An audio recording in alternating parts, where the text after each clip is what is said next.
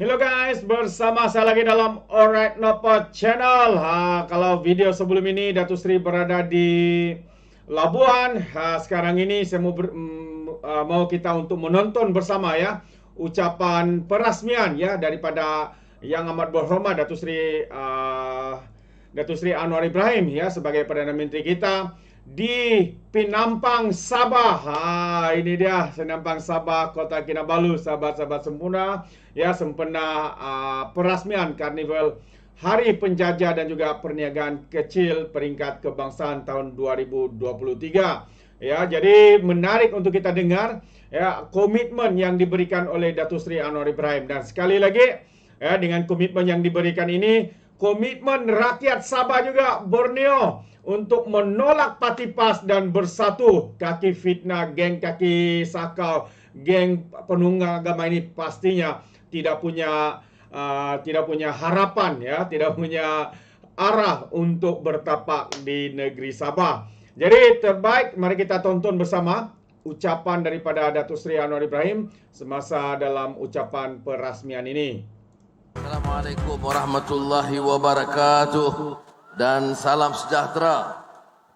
Ini hebat hari ini orang Penampang nih.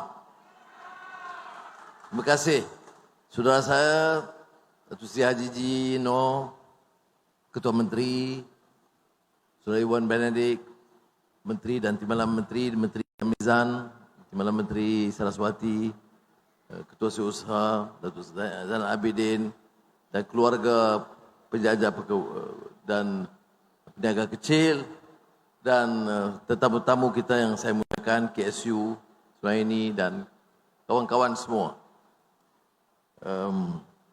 Saya sebelum berucap ni duk catit permintaan-permintaan. 2 juta sini, 7 juta sini, 70 juta sini. Saya kira-kira ada ratus juta. Tapi kerana untuk Penampang dan Sabah ni saya mesti bagi pertimbangan sikit. Jadi saya nak jelaskan. Yang pertama yang saya sebut, saya tadi di Ulu Padas bersama dengan Ketua Menteri. Program projek hidroelektrik yang agak besar untuk menyelesaikan masalah bekalan air dan elektrik. Ini dah tertangguh lama, jadi kita arah syarikat untuk menyegerakan. Projek itu dah diluluskan, sekarang dilancarkan. Jadi maknanya Kerajaan Negeri Sabah di bawah pimpinan Datuk Seri Haji G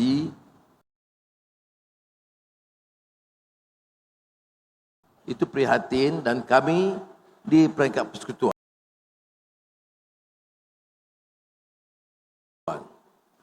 boleh memberikan kelulusan segera kerana hubungan yang baik di antara Sabah dan persekutuan.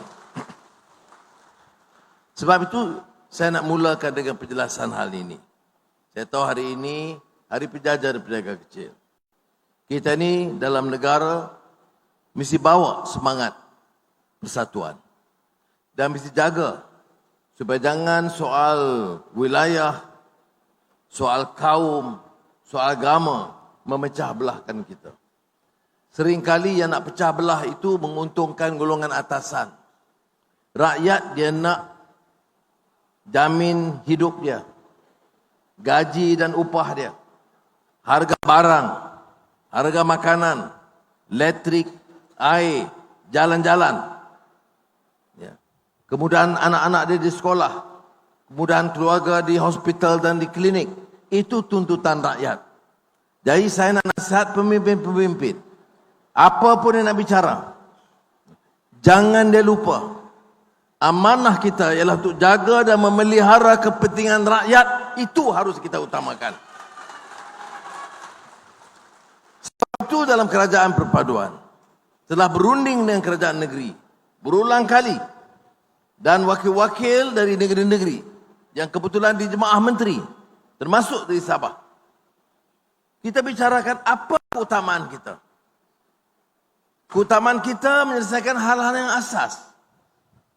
Ada orang yang membuat macam-macam tuntutan. Betul. Menurut Sabah, ya. Tetapi ada orang yang makannya pun belum cukup. Susu untuk bayi kecil pun tak dapat dijamin. Sebab itu kerajaan perpaduan bagi keutamaan ini. Yang pertama ialah noktahkan kemiskinan. Saya tak kira orang tu Melayu, Iban, Kadazan, Dayak, Cina, India. Kalau dia jatuh kategori miskin tegar, kerajaan tetap akan bantu mereka. Dan Alhamdulillah, sampai bulan Disember, kita hampir selesaikan masalah ini. Yang miskin masih ramai. Yang saya maksudkan miskin tegar. Yang makan dia ada masalah. Yang bayi untuk anak dia. Uniform anak ke sekolah. Kita selesaikan, Alhamdulillah. Kita selesaikan kerana muafakat kerjasama kementerian, pegawai di semua peringkat, kerajaan negeri, sehinggalah di pejabat daerah dan di mukim. Jadi ini kita dapat jayakan. Kemudian tahun lalu, orang bicarakan pelbagai hal dalam pendidikan.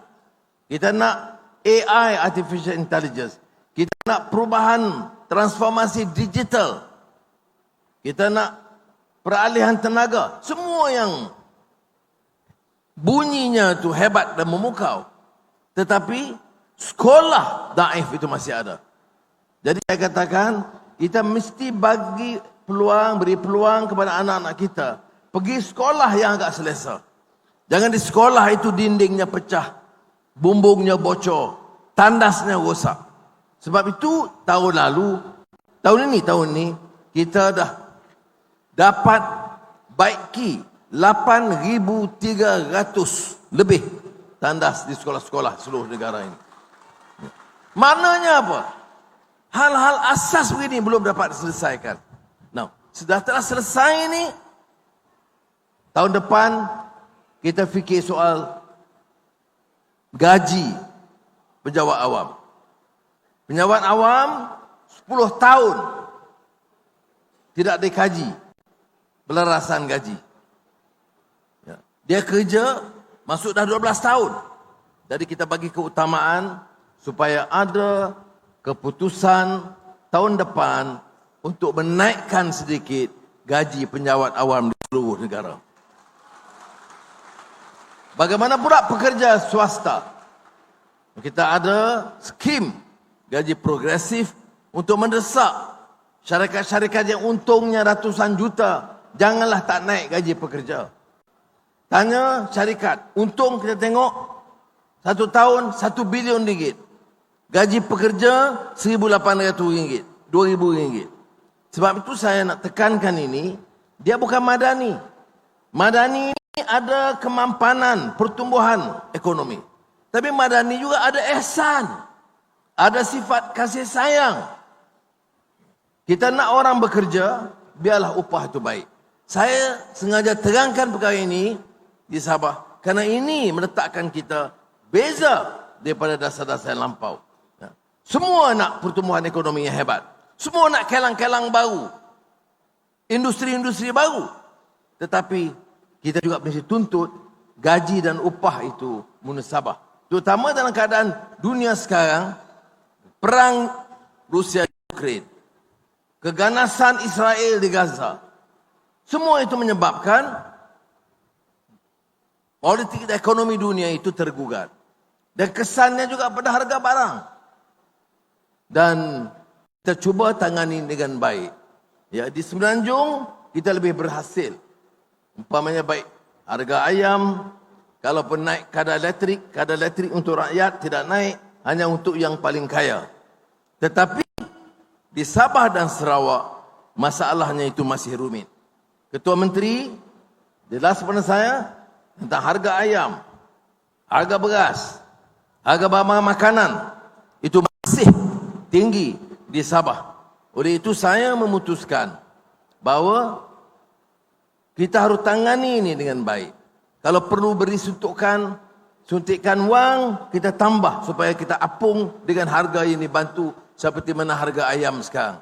Kerajaan, persekutuan bayar subsidi untuk pastikan seperti mana juga beras. Kita bayar subsidi supaya kurang, kita dapat turunkan sedikit harga barang di Sabah ini.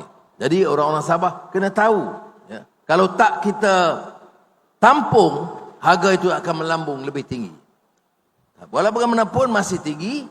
Jadi saya minta akan Timbalan Perdana Menteri 2, Datuk Seri Fadilah, memperkongsikan kuasa khas bagaimana nak tangani harga barang, terutama di Sabah dan Sarawak, dengan bantuan persekutuan dan dengan beberapa kaedah lain, dan ini akan disegerakan insya-Allah.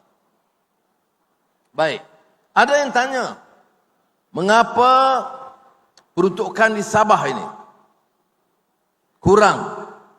Ada yang kata pula, termasuk beberapa ahli parlimen dan bekas-bekas tokoh negara ini, yang mengatakan Pulau Pinang dapat peruntukan lebih tinggi dari Sabah.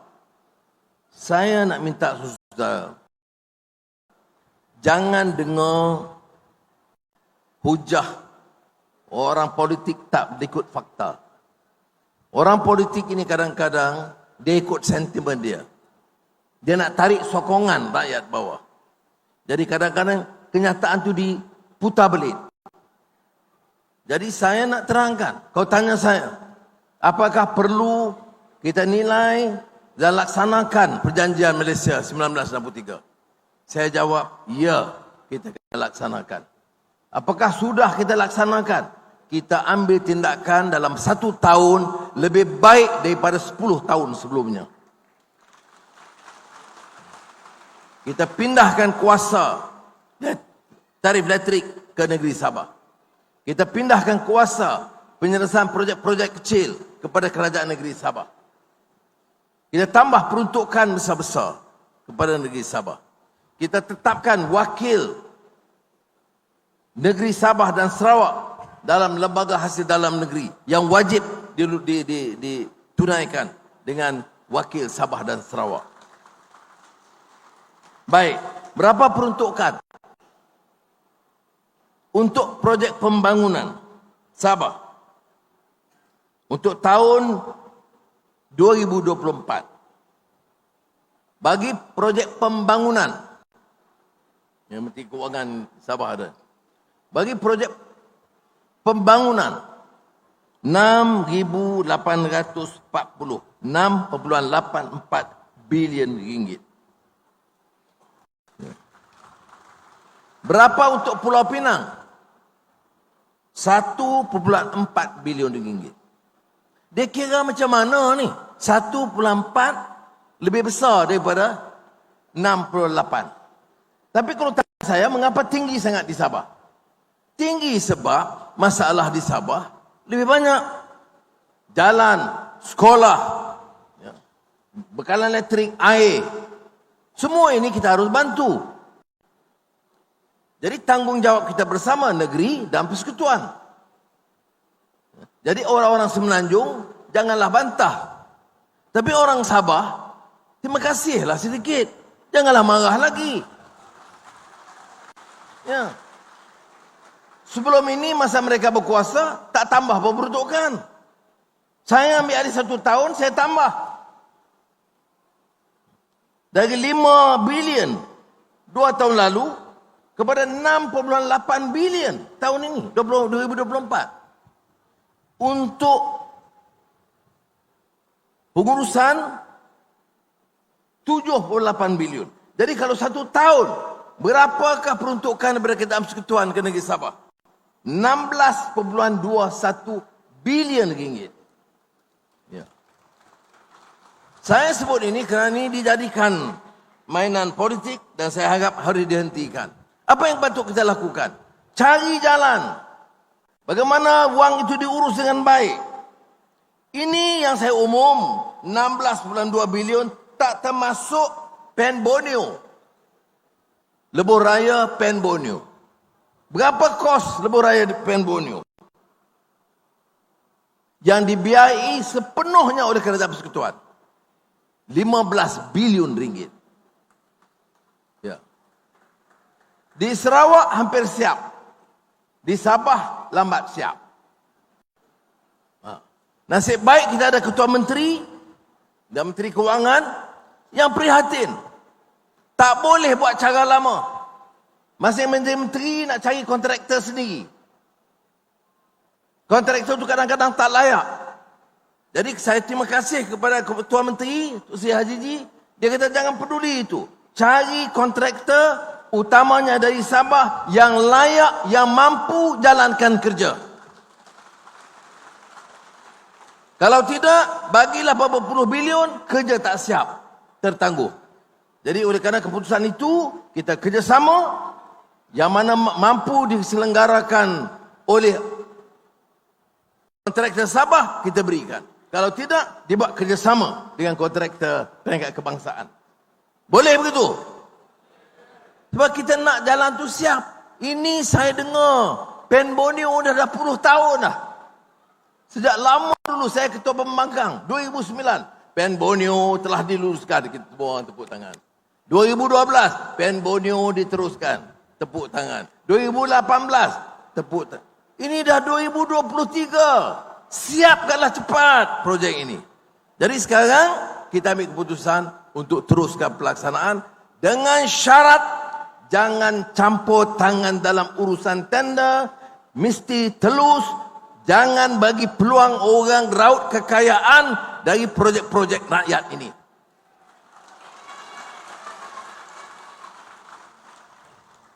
Saya harap diterima baik keputusan ini. Karena kontrak saya pun, walaupun saya bukan anak Sabah, saya pun tak kahwin dengan orang Sabah.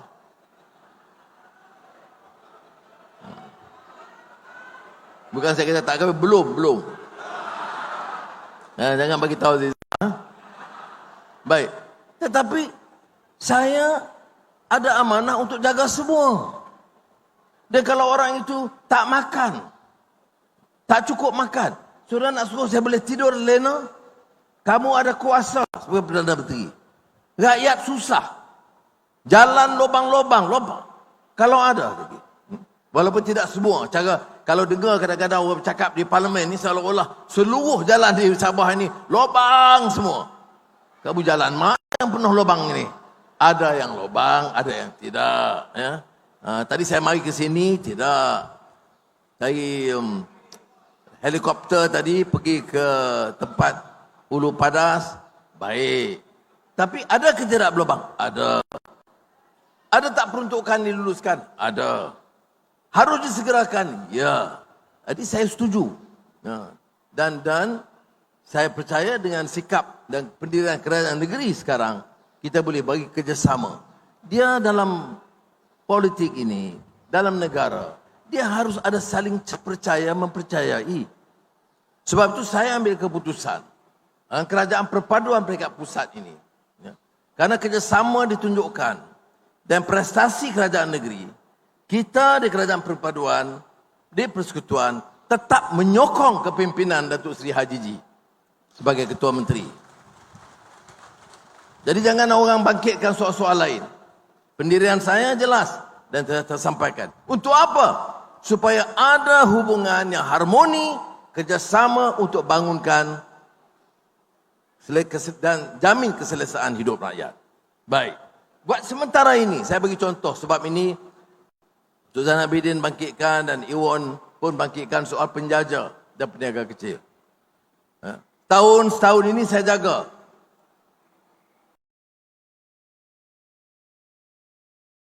Kuala Lumpur dan wilayah persekutuan. Sebentar lagi kita ke Labuan. Tentunya saya tak akan jaga lama, cuma sementara ini. Saya nak bagi dasar yang jelas. Berbeza daripada yang dulu. Dasar yang madani. Apa dia? Kita kenal Kuala Lumpur kerana apa? Oh, kerana Twin Tower.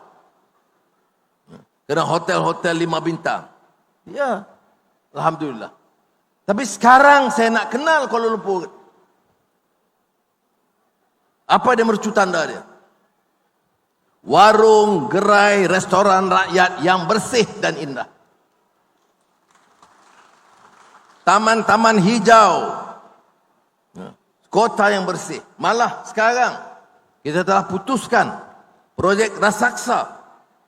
Bukan gedung, tetapi bangunan Sultan Abdul Samad dan Dataran Merdeka. Dataran Merdeka itu dataran reformasi.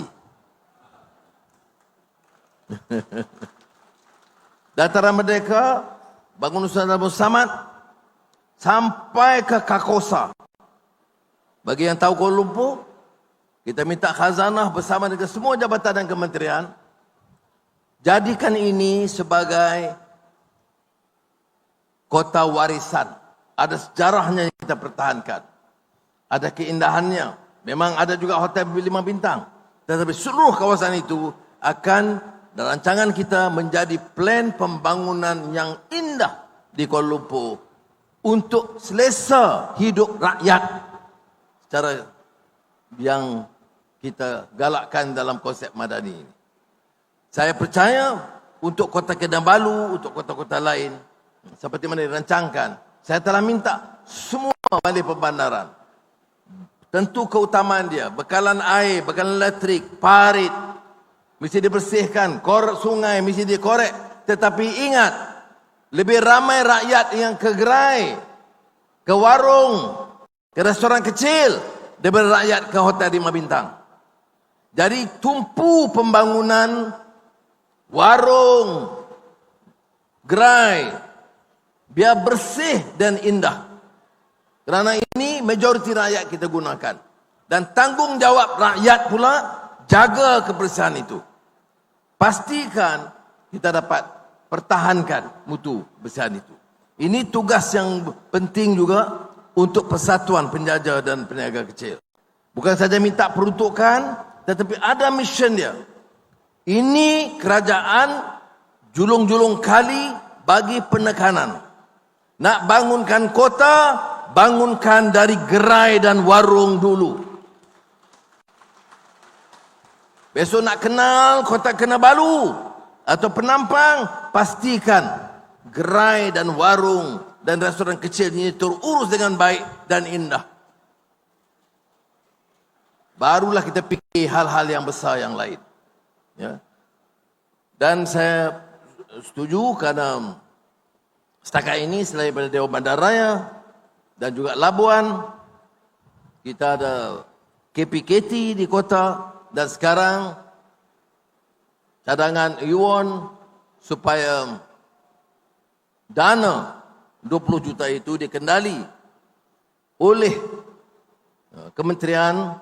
Dengan maksud tersebut, saya setuju kita boleh teruskan.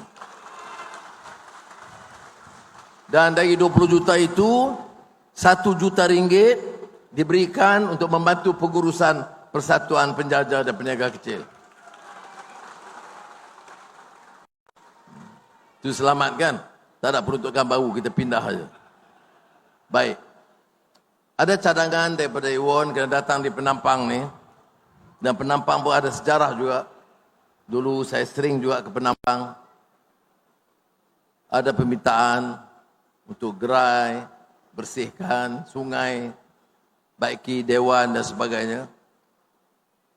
Memang sebahagiannya ada peruntukan. Kalau untuk sekolah-sekolah desa, saya akan pastikan peruntukan dari Kementerian yang berasingan.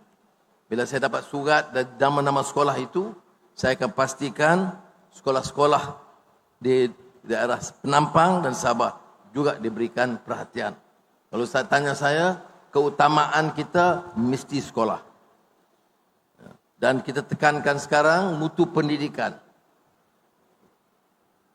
Saya kata di seluruh negara, penguasaan bahasa Melayu mesti baik. Walaupun Sabah dan Sarawak diberikan sedikit kelonggaran tentang bahasa Inggeris. Tapi untuk 2024, selain daripada penguasaan bahasa Melayu yang baik di seluruh negara, saya telah minta supaya Kementerian Pendidikan tumpu juga untuk meningkatkan penguasaan bahasa Inggeris di semua sekolah di negara kita.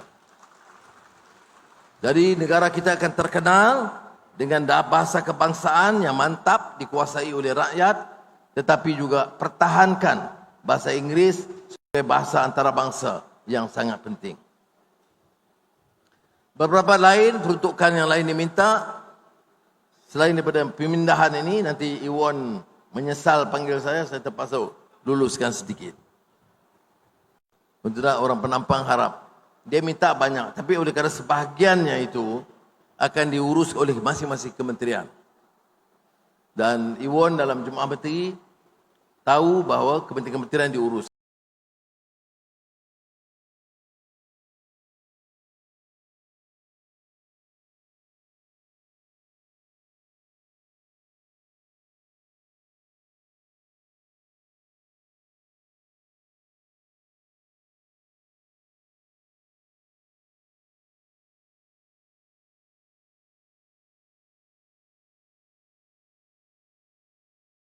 RM1 untuk penampang. Kalau ikut Iwan dia nak 70 juta.